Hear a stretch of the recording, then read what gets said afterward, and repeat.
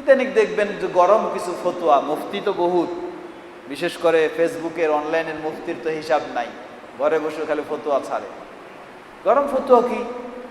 কেউ যদি শ্বশুর শাশুড়িকে বাবা মা বলে এটা হারাম। শ্বশুরকে বাবা বলা হারাম, শাশুড়িকে মা বলা হারাম। কেন হারাম? দলিল হলো সহিহ মুসলিমের আরেক হাদিস। আল্লাহ রাসূল সাল্লাল্লাহু আলাইহি ওয়াসাল্লাম সেখানে বলেছেন, কোন সন্তান তার বাবাকে অস্বীকার করে যদি কাউকে বাবা বানায় নেয় তাহলে তার জন্য জান্নাত হারাম। কোন সন্তান তার বাবাকে বাদ দিয়ে জন্মদাতা বাবাকে বাদ দিয়ে যদি কাউকে বাবা বানায় নেয় তাহলে তার জন্য জান্নাত হারাম। সহিহ হাদিস। সুতরাং শ্বশুরকে বাবা বললে কি হইল? বাবা বানায় নিল, অতএব এটা তার জন্য জান্নাত হারাম। এর মানে হলো শ্বশুরকে বাবা বলা হারাম। এগুলি জাহিলি ফতোয়া, মূর্খতার ফতোয়া এগুলি। আল্লাহ রাসূল সাল্লাল্লাহু আলাইহি ওয়াসাল্লাম কি বললেন আর ফতোয়া দেয় কি?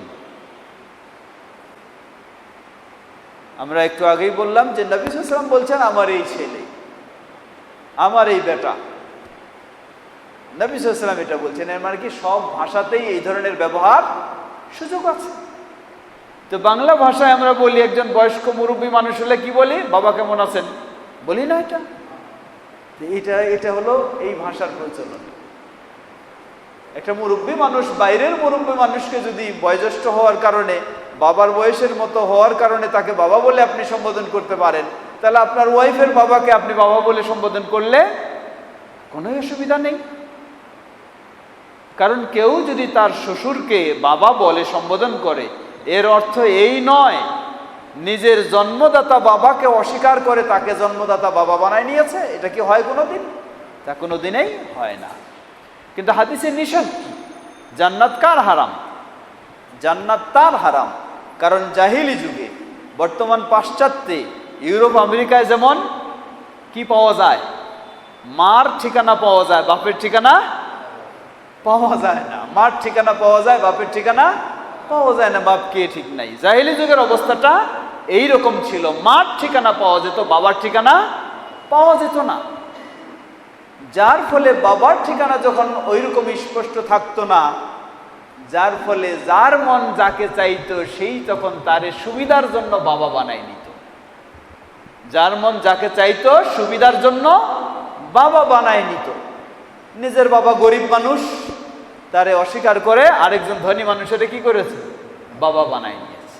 এই প্রথা ছিল জাহিলি যুগেও, যেটা বর্তমান আধুনিক জাহিলি যুগে রয়েছে। তাহলে ইউরোপ আমেরিকার অবস্থা, ইউরোপ আমেরিকার অবস্থা। নবী সাল্লাল্লাহু আলাইহি ওয়াসাল্লাম এই প্রথাটাকে রোধ করার জন্য তিনি ঘোষণা দিলেন যে তার বাবাকে বাদ দিয়ে অন্যকে বাবা বানায় নিবে তার জন্য জান্নাত হারাম। এটা হলো যে নিজের বাবাকে বাদ দিয়ে অন্যকে বাবা বানায় নিবে। বলেন নাই আল্লাহ রাসূল সাল্লাল্লাহু আলাইহি ওয়াসাল্লাম নিজের বাবাকেও বাদ দিয়ে অন্যকে বাবা বলবে, এটা বলেন না, এটাও বলেন নাই। বলছেন নিজের বাবাকে বাদ দিয়ে অন্যকে বাবা বানায় নিবে, জন্মদাতা বানায় নিবে, তার জন্য জান্নাত হারাম। কারণ সে বংশ নষ্ট করলো, সে সন্তান একজনের বলছে আরেকজনের। এই কাজটাও কিন্তু আমাদের সমাজে এখন হয়। কেমনে হয়? পালক পুত্র, কারো হয়তো সন্তান নাই বা কাউকে পালনের জন্য দিয়েছে, পরে দেখা যায় যে এই বাচ্চাটা বড় হওয়ার পরে তার অফিসিয়ালি কাগজপত্রতে সব জন্মদাতা বাবা হিসাবে নামটা কার লেখে? নিজের জন্মদাতার লেখে না, লেখে যার ঘরে মানুষ হয়েছে সেটাকে লেখে। এটি সম্পূর্ণ হারাম, টোটাল হারাম। এটি একেবারে অবৈধ, না জায়েজ, কখনো জায়েজ নয়। এটা পালক পুত্র হলেও তার জন্য ফরজ তাকে নিজের বাবার পরিচয়টাই দিতে হবে। যার বাসায় সে মানুষ হয়েছে তার প্রতি শ্রদ্ধা জানাবে, তার প্রতি সদাচরণ করবে, অসুবিধা নেই। কিন্তু যে তার জন্মদাতা বাবা, তাকেই তার নাম উল্লেখ করতে হবে সব সময়। না হলে তার জন্য, সে যদি জেনে শুনেও এই কাজটা করে, বড় হইলে তো অবশ্যই জানবে, জেনে শুনে যদি এই কাজ করে তাহলে তার জন্য জান্নাত হারাম, নবী সাল্লাল্লাহু আলাইহি ওয়াসাল্লাম বলেছেন। অতএব এই কাজ হারাম। সুতরাং শ্বশুরকে বাবা বলা এটি নিজের বাবাকে বাদ দিয়ে তারে বাবা জন্মদাতা বাবা বানায় না, এমনটা কেউ করে না। অতএব শুধু বাবা বলে সম্মান শ্রদ্ধা জানানো, সম্বোধন করাতে কোনো শরীয়তে অসুবিধা নেই। দ্বিতীয় বিষয় হলো, অনেক সময় শ্বশুরকে বাবা বলে ডাকার চেয়েও আরো বড় অন্যায় হয়ে থাকে, সেটি হারাম। তা কি? নিজের বৃদ্ধ বাবা মা, তার সাহায্য সহযোগিতার কথা খোঁজ খবর নাই, কিন্তু বউয়ের পরামর্শে যা কিছু দিতে হয় সব কথায় শ্বশুর শাশুড়ির জন্য দিতে হয়। নিজের বাবা মা না কে আছে, কোনো খোঁজ খবর নাই, কিন্তু প্রাধান্য দিচ্ছে সব সময় শ্বশুর শাশুড়িকে। তাদেরকে যদি বাবা মা বলে নাও ডাকে, কিন্তু তার এই কাজটা হলো হারাম। কারণ তার জন্মদাতা বাবা মা তার সহযোগিতাটা, তার সেবাটা, তার সমাদরটা আগে পাবে। তারপর অন্যকে যদি আরো থাকে করবে, অসুবিধা নেই, কিন্তু আগে প্রাধান্য দিতে হবে নিজের বাবা মাকে, তার অধিকার আগে। আল্লাহ তাআলা আলাম। সেদিকে যাচ্ছি না আমরা। তো আমরা বলছিলাম যে এটা হলো, এগুলি সব ভাষাতেই এরকম ব্যবহার রয়েছে। এখন আসুন এখানে যে হাদিসটি হচ্ছে আবু মুসা থেকে বর্ণিত। তিনি বলছেন, সামিআতুল হাসান ইয়াকুলু ইস্তাকবালা ওয়াল্লাহি আল হাসান ইবনে আলী মুআবিয়াতা বিকাতাইবা আমসালিল জিবাল। হাসান রাহিমাহুল্লাহ তিনি বলছেন, আলী রাদিয়াল্লাহু আনহুর মৃত্যুর শাহাদাতের পর, আলী রাদিয়াল্লাহু আনহু খলিফা ছিলেন, তিনি শাহাদাত বরণ করলেন। এখন খেলাফতের বিষয় নিয়েই দ্বন্দ্ব শুরু হলো। এক হলো আলী রাদিয়াল্লাহু আনহুর যারা ভক্ত অনুসারী তাদের দল, আরেক হলো মুআবিয়া রাদিয়াল্লাহু আনহুর অনুসারী তাদের দল। দুটি বিরাট দল, দুটাই মুসলিমদের দল, দুটাতেই অনেক সাহাবী আছেন, কিন্তু দুই দলের বিশাল সংঘর্ষ খেলাফতকে কেন্দ্র করে রাজনৈতিক বিষয় দাঁড়িয়ে গেল। তিনি বলছেন যে একদিকে হাসান রাদিয়াল্লাহু আনহু, তার বিশাল দল, তিনি বাবার বড় ছেলে হিসাবে তিনি এই দলের লিডার। আরেকদিকে মুআবিয়া রাদিয়াল্লাহু আনহু, বিশাল বাহিনী নিয়ে দুই দলই প্রস্তুত, শুরু হবে এখন যুদ্ধ। فقال عمرو بن العاص إني لأراك تائبا لا تولي حتى تقتل أقرانها.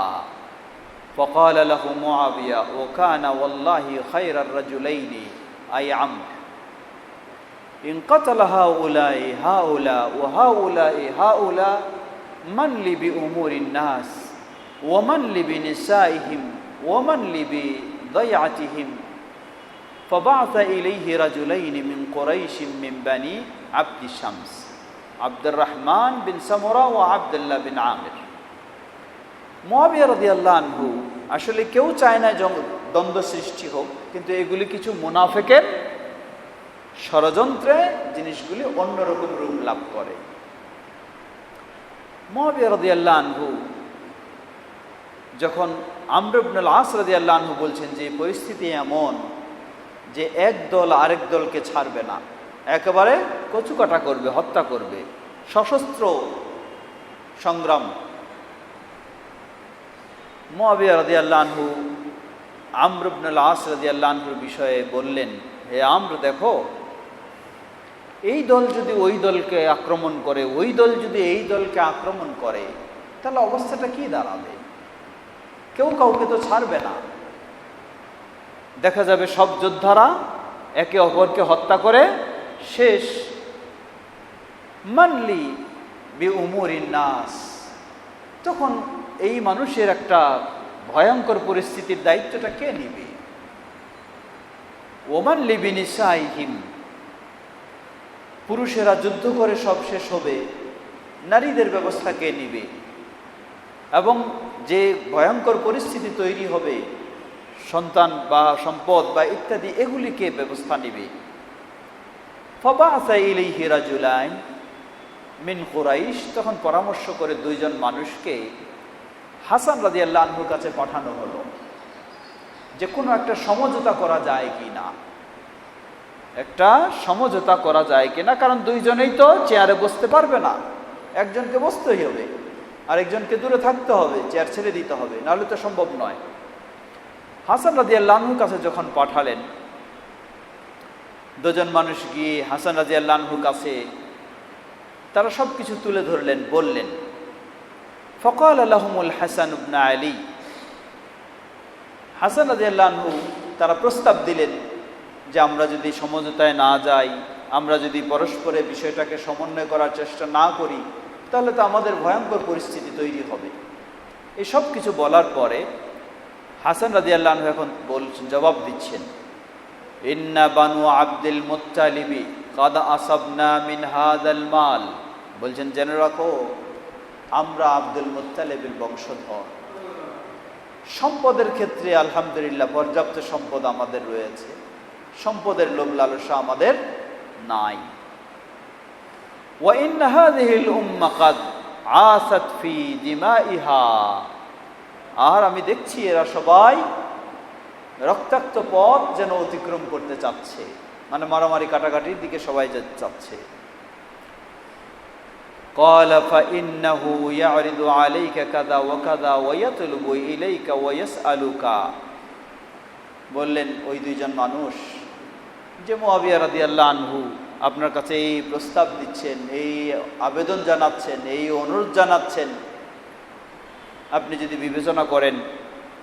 হাসান রাদিয়াল্লাহু আনহু তখন বললেন, ফামানলি বিহাদা ক্বালা নাহনু লাকা বিহি, হাসান রাদিয়াল্লাহু আনহু বলছেন যে ঠিক আছে, আমি যদি মেনেও নিতে চাই তাহলে তো ওই পক্ষের কে ব্যবস্থাটা নিবে? তারা বললেন যে হ্যাঁ আমরা ব্যবস্থা নিব ওই পক্ষকে শৃঙ্খলা, বা অর্থাৎ হাসান রাদিয়াল্লাহু আনহু বলছেন যে আমি না হ্যাঁ ছাড় দিলাম, কিন্তু ওরা যদি আবার আমরা নিরপরাধ হয়ে আমাদের উপর আক্রমণ করতে আসে তাহলে এই দায়িত্বটা কে নিবে? তারা বললেন যে সেটা আমরা নিব। আবার হাসান রাদিয়াল্লাহু আনহু বললেন, কয়েকটা এই ধরনের কথা হলো, ফাসালাহু ফাকাল আল হাসান, মোটামুটি একটা সমঝোতা হয়ে গেল। হাসান অর্থাৎ এখানে বর্ণনাকারী যিনি হাসান বসরি রাহিমাহুল্লাহ, তিনি বলছেন, ওয়ালাকাদ সামি'তু আবা বাকরাতা, প্রসিদ্ধ সাহাবী আবু বাকরাতাকে আমি বলতে শুনেছি, ইয়াকুলু, তিনি বলছেন, রাআইতু রাসূলুল্লাহি সাল্লাল্লাহু আলাইহি ওয়াসাল্লাম আলাল মিম্বারি, আমি দেখেছি নিজ চোখে রাসূল সাল্লাম মেম্বারে দাঁড়িয়ে খুতবা দিচ্ছিলেন যখন। ওয়াল হাসান ইবনে আলী ইলা জামবিহি, হাসান রাদিয়াল্লাহু আনহু তার এক পাশে আছেন রাসূল সাল্লাল্লাহু আলাইহি ওয়াসাল্লামের। ওয়া হুয়া ইউকবিলু আলান নাসি মাররাতান ওয়া আলাইহি উখরা, নবী সাল্লাল্লাহু আলাইহি ওয়াসাল্লাম খুতবা দেওয়ার অবস্থায় একদিকে একবার শ্রোতার দিকে মুখ দিচ্ছেন, আবার আরেকবার হাসানের দিকে মুখ দিচ্ছেন, তার দিকে তাকাচ্ছেন। ওয়া ইয়াকুলু ইন্না ইবনি হাযা সাইয়্যিদুন, ওই সময় তিনি এই ভবিষ্যৎবাণী করেছিলেন যে ইন্না হাযা ইবনি সাইয়্যিদুন, এই হাসান আমাদের এই ছেলে বা আমার এই ছেলে সেই হবে নেতা, সেই হবে লিডার।